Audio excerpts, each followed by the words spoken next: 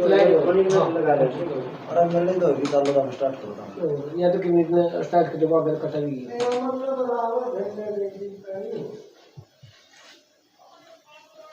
हाँ जी शुरू कर।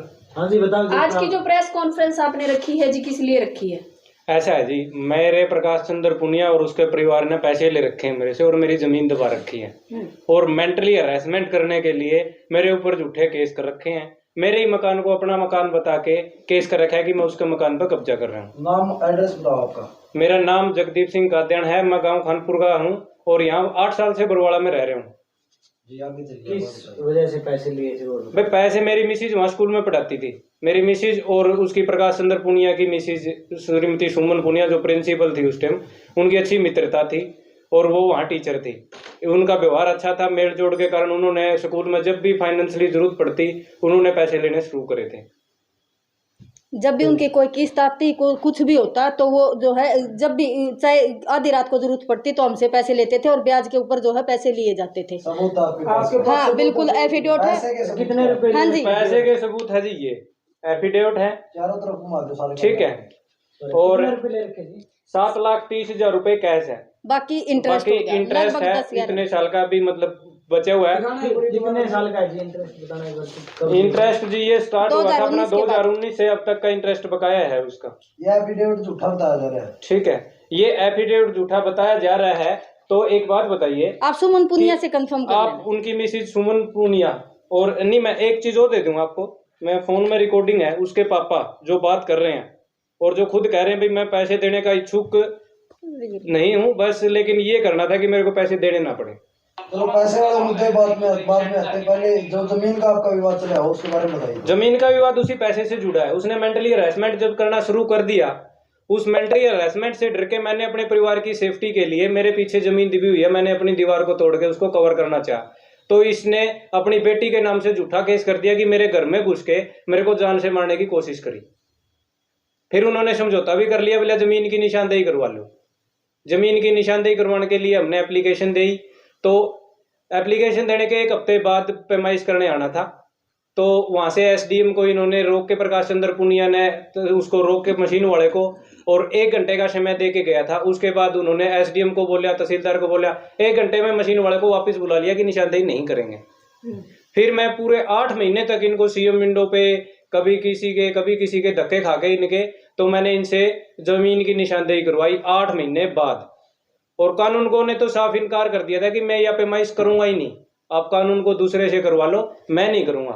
कानून को धर्मपाल के वो भी है। कारण ये है कि वो पुनिया है, प्रकाश चंद्र पुनिया का गोती है। अच्छा, कानून को जो धर्मपाल उसकी शिकायत दी तो प्रशासन ने उसको सिर्फ एक नोटिस भेजा, भाई 1 हफ्ते के बाद आप इसका स्पष्टीकरण दो।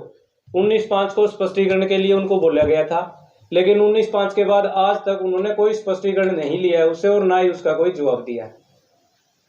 तो जब आपकी निशानदेही होती है तो कितनी जमीन आपकी पाई जाती है? निशानदेही में 2.5 फीट जमीन है। ये निशानदेही की रिपोर्ट मैं आपको दिखा देता हूँ।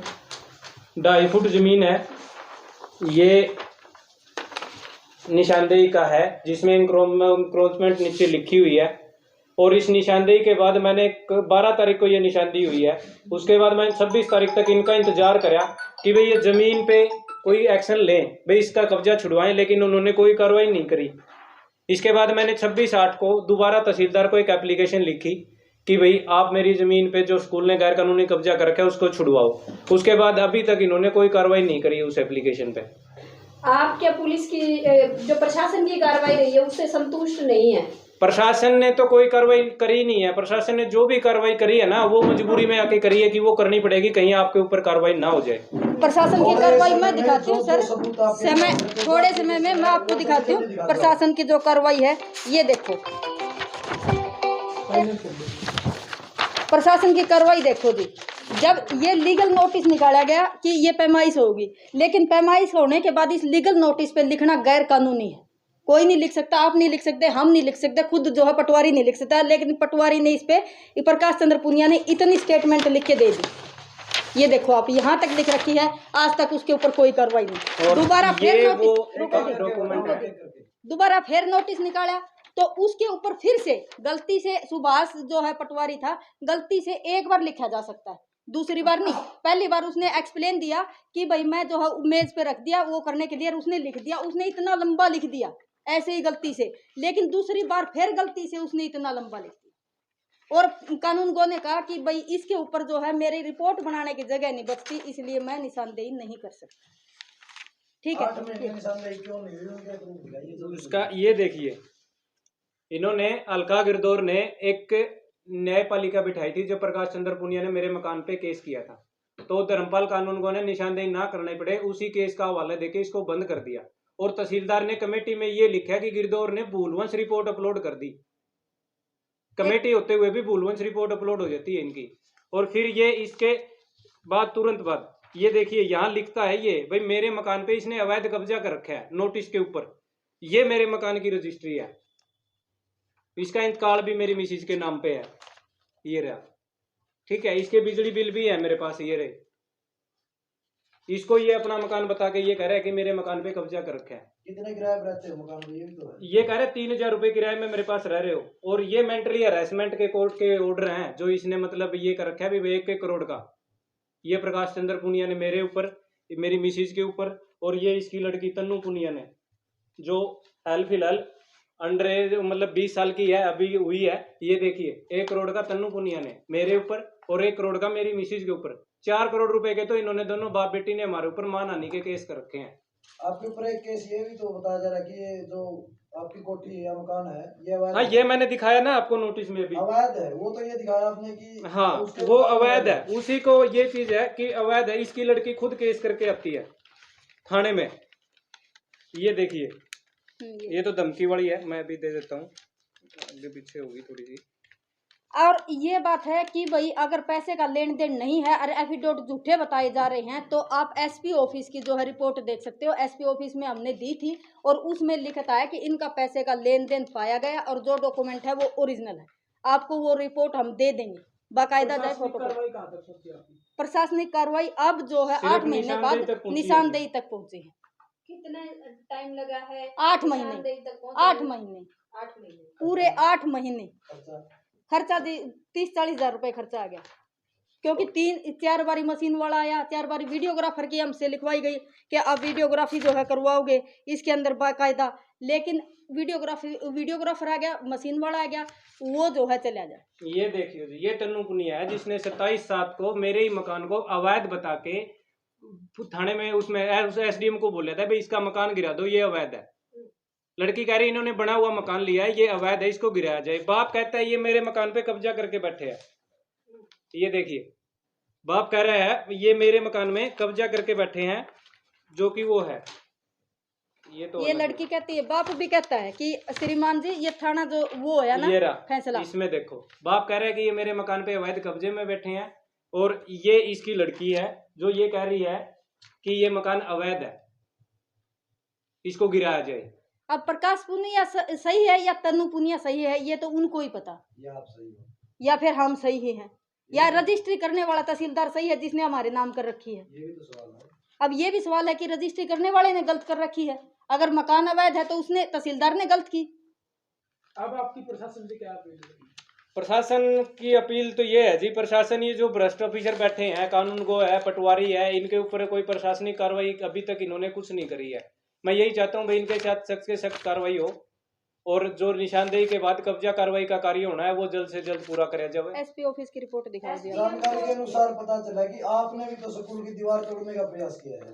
स्कूल की दीवार के ऊपर है जो ये मुकदमा स्कूल की दीवार की ये बात कह रहे हैं, ये निशानदेही आप देख सकते हो। ये स्कूल की निशानदेही दीवार, में वो दीवार ये जो मेरी दीवार है, यहाँ जो दीवार है आप पीछे भी देख सकते हो, ये स्कूल की बताई जा रही है, लेकिन यहाँ तक अपनी निकली। ये देखो अब इसके अंदर देखो, ये दीवार जो आती है ना, ये कांच लगा हुआ है, ये स्कूल की दीवार है, लेकिन अपनी दीवार कहाँ है? ये एरो देखो कितने पीछे, ये अपनी है। दूसरी जो है आप देख सकते हो, आगे वही डिजाइन है, पीछे वही डिजाइन है। क्या स्कूल के डिजाइन, स्कूल की दीवार पे कहीं डिजाइन मिलेगा? तीसरी बात है कि स्कूल की डिजाइन चारों तरफ से कच्ची है, कहीं भी सीमेंट और रेती का कोई निशान नहीं है। अपनी दीवार जो है पक्की, ठीक है। तीसरी बात है कि अपनी जो है जहां तक अपनी पैमाइश आती है, आप अभी जाके चेक कर लो, वहां तक पैडी बना रखी है भाई, कहीं जो है पैमाइश में दिक्कत ना आए, वहां पे हमने 3 पैड़ियां निकाल रखी है, क्या कोई स्कूल वाला किसी मकान वाले को पैड़ी निकालने देगा? क्या ये जायज है? ये देखो आप यहाँ जो दिखाई दे रही है, नहीं, जो मेंटली हरासमेंट के लिए इतने केस कर रहा है, मानहानि के भी केस कर रहा है, वो अब मेरे घर को अपना घर बता रहा है। जब उसने दीवार तोड़ने का केस किया तो क्या वो वापस लेना उचित था उसका? अगर मैं गलत था तो उसी टाइम उसको वापस नहीं लेता, वो झूठा था, इसीलिए उसने समझौता कराया भाई जगदीप का परिवार पैमाइश करवाओ पहले मकान की। वो खुद यहाँ कर रहा है भाई जगदीप का परिवार अपने मकान की पैमाइश करवा के लाएगा। इसको ये पता है कि ये मकान मेरा है, तभी वो पैमाइश के लिए कह रहा है, तभी उसने समझौता किया, तभी उसने झूठा केस किया था तो समझौता किया। अगर वो सही होता तो वो समझौता ही नहीं करता उस बात पे।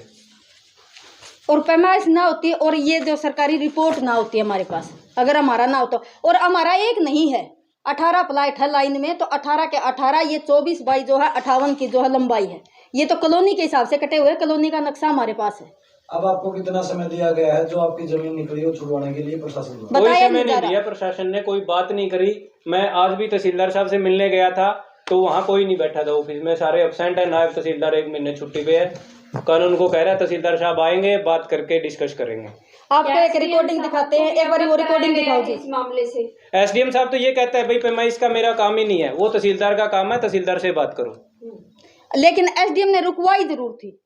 तहसीलदार ये कहता है भाई मेरा डिपार्टमेंट ही नहीं है, मैं तो आप एप्लीकेशन दोगे तो सिर्फ तहसीलदार को फॉरवर्ड कर सकता हूँ, कार्य तहसीलदार ने ही करना है। आप कानून गो की वो वीडियो दिखाओ जो कानून गो एक सरकारी अधिकारी होते हुए उसने साफ मना कर दिया कि मैं तो ये पैमाइश करना पसंद ही नहीं करता, ऐसा जो है जवाब दिया गया था।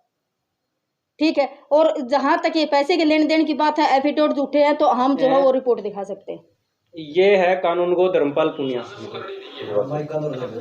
वो अगला फिर नु कहते रिटायर पे क्यों करवा, ऐसे कहता पहले लेके जा रहे हो एसडीएम साहब से, तो फिर दूसरा कर देगा, इसका हल करेंगे हम, कानून को खड़े कर बैलेंस कर देगा। मदद तो करनी नहीं है, ठीक है इस बात है। वो तो जी फिर आप देख लो भी, वो तो मेरे तो नहीं जानते। अब तेरी बात वो अगला फिर नु कहते रिटायर पे क्यों करवा, ऐसे कहता पहले लेके जा रहे हो एसडीएम साहब से, तो फिर दूसरा कर देगा, इसका हल करेंगे हम, कानून को खड़े कर बैलेंस कर देगा। मदद तो करनी नहीं है, ठीक है इस बात है। वो तो जी फिर आप देख लो भी, वो तो मेरे तो नहीं जानते, चाहिए ही बात ठीक है, एप्लीकेशन दोबारा ले लेंगे।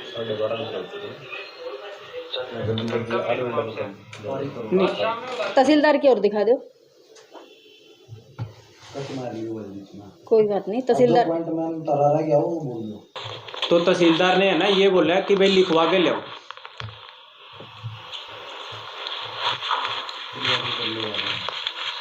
कटिंग में कर रखी है एप्लीकेशन दे दी निशानदेही के लिए, और कानून को साहब ये कह रहे हैं कि मैं ये निशानदेही पसंद नहीं करता, आप रिटायर कानून को का नाम लिखो।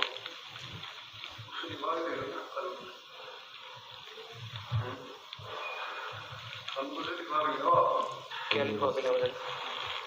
ये चीज़ है इसकी, ये कहते हैं लिखवा के लाओ, और जब इनको वीडियो दिखाने का ये कहते हैं भाई आपको वीडियो दिखा देते हैं, वो मना करता है, ये कह रहा है वीडियो में नहीं देखनी, अगला लिख के देता है तो हम कार्रवाई करेंगे, नहीं तो वो अपने आप कर लेंगे। अभी आप क्या चाहते हैं? आप क्या प्रशासन से अपील करना चाहते हैं? मेरी प्रशासन से यही अपील है कि भाई जो भी मतलब ये भ्रष्ट प्रशासन अधिकारी है इनके साथ कार्रवाई करी जावे, मेरी जमीन का कब्जा दिलवाया जावे, और जो ये पैसे के लेन देन के लोगों के साथ धोखाधड़ी कर रहे हैं, लोगों को हरासमेंट कर रहे हैं, इनके साथ सख्त से सख्त कार्रवाई करी जावे, इनकी FIR दर्ज करी जावे। धन्यवाद। ठीक है।